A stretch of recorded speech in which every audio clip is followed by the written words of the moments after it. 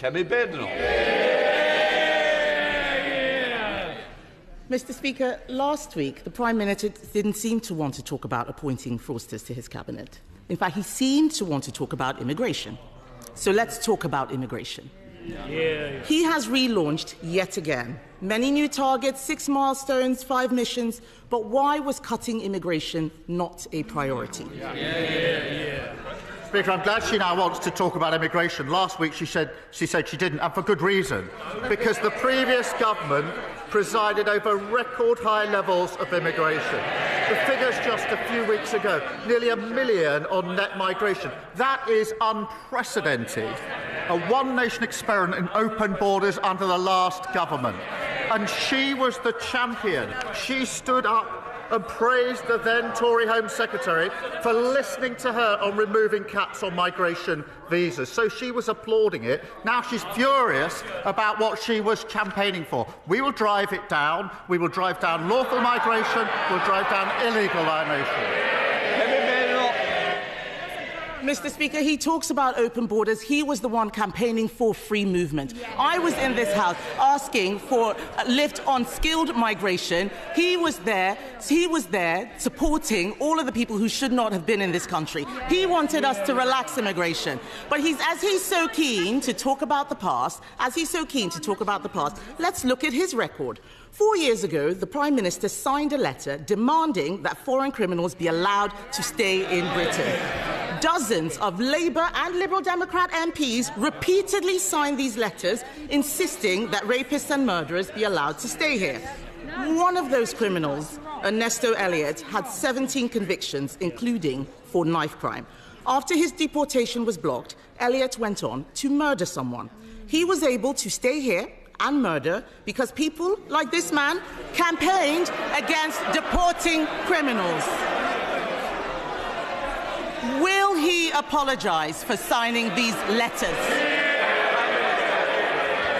Mr. Speaker, I'd firstly remind her that when we're in the number now, under their watch, of migrants coming to this country, nearly 1 million, is over 4 times the number when we're in the EU. They lost control of the borders. And the particular example she puts to me is an example of failure under her government to take the necessary measures to keep our country safe.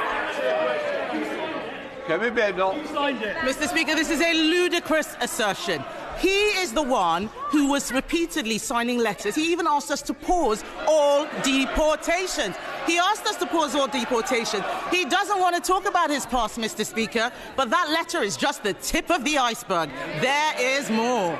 The Prime Minister actually complained that the immigration system was working to deter migrants rather than provide support. He said, and I quote, that he was proud to have served as Jeremy's shadow immigration minister. He boasted that he took the last Labour government to court for cutting benefits for asylum seekers. He said he would never set a target-based approach to immigration. He wants to talk about immigration. Let's talk about his record. We can talk about it all day. I have committed... Mr. Speaker, the Prime Minister says he wants to talk about immigration. I have committed to a cap on migration. Why won't he? Mr. Speaker, she talks about my record. For 5 years, I was the chief prosecutor, prosecuting people who went to prison, many of whom were then deported. So while she's talking, I was actually doing the hard yards of convicting those that should be in prison. And she presided over record numbers of asylum seekers in this country, a record number of lawful and irregular migrants. That is 14 years when they lost control of the borders. They set a cap for each of those 14 years. It wasn't hard. It didn't stop people coming, and it got a record number. They should apologise for what they've done with their open borders policy. Mr. Speaker, he did not answer a single... Do you want to leave? If you've not got the guts to stand up to the comments, you shouldn't be in here. Kemi Badenoch.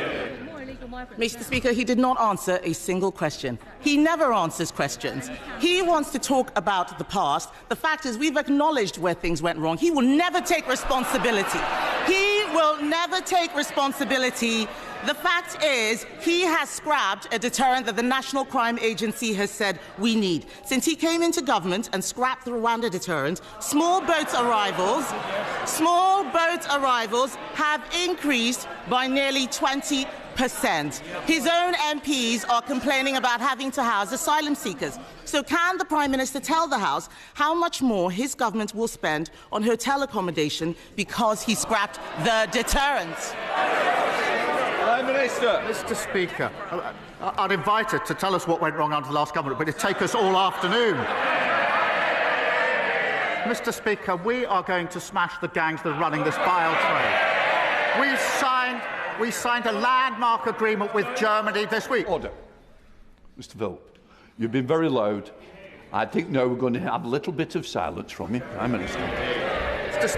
This week we signed a landmark agreement with Germany. She should be welcoming that, because that will make sure we have the powers to take enforcement action across the continent where it is needed. We've set up the Border Security Command. We've committed £75 million on top of the existing £75 million. We're extending the powers so they're counter-terrorism-like powers. We've retained 9,400 people who shouldn't be here. A record flight got off. They talk about getting the flights off. They did it for years. They didn't succeed. We got the flights off.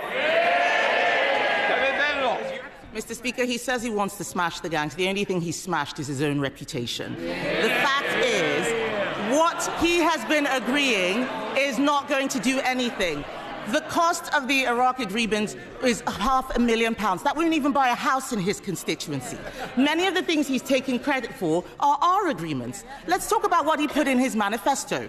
The Prime Minister promised to end asylum hotels. He promised, he's the Prime Minister now, he promised, but in Altrincham and Peterborough, his government is expanding the use of asylum hotels because he unilaterally disarmed the deterrent. In fact, Mr. Speaker, a man who arrived by small boat told Sky News he was happy Labour were in power. That man said the Conservatives, and I quote, wanted to deport us, but Labour are making the procedure easier for us. He's right, isn't he? Prime Minister. Mr. Speaker, I really thought she should welcome the Iraq deal. Anybody who wants to deal with this vile trade would have welcomed it.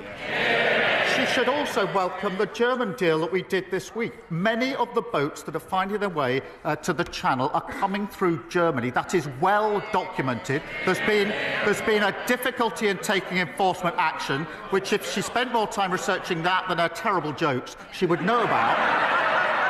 And we have signed an agreement to smash and take enforcement action in Germany to stop those boats getting to the coast. That is effective action. She should welcome it. It's really good news. All law enforcement think it's a good thing. Why does she think it's a bad thing? Because the numbers are going up, Mr. Speaker, under his watch. The Prime Minister has consistently backed criminals over law-abiding British people. He defended terrorists like Hizb ut-Tahrir in the European Court. He argued all immigration law had a racist undercurrent. He voted against life sentences for people smugglers. He voted against more than 100 measures to control migration. He even said it was wrong. He even said, Mr. Speaker, that it was wrong when the Conservatives took away Shamima Begum's citizenship. Now he has appointed her defence lawyer as his Attorney General. Mr. Speaker, events in Syria mean we may see more small boat arrivals. For once, will he take the side of the British people and strip citizenship from jihadi terrorists and supporters of Assad who want to come back and destroy this country? Prime Minister. Mr.